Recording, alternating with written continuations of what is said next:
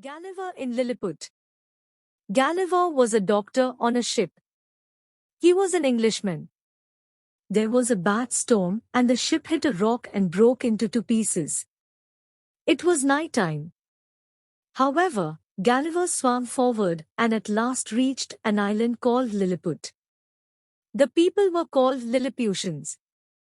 Gulliver was too tired. He could not open his eyes.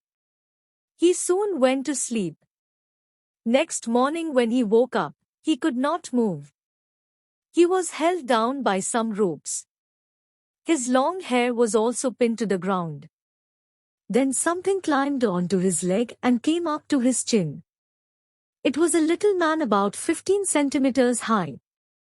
He carried a bow and an arrow in his hand.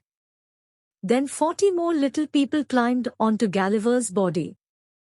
He was very surprised and gave a loud shout. Immediately all the little men ran away. But they came back soon. At first the ropes were too strong for him to break. But somehow, after a long struggle, Gulliver broke some of them. He could move one of his arms. When they saw this, the little people shouted and shot their little arrows into him. But the arrows did not hurt Gulliver very much. They were like little pins. Gulliver lay still. He did not move. After some time the little people stopped shooting arrows at him. Gulliver asked for some food.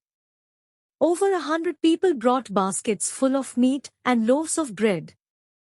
Gulliver ate them and fell asleep.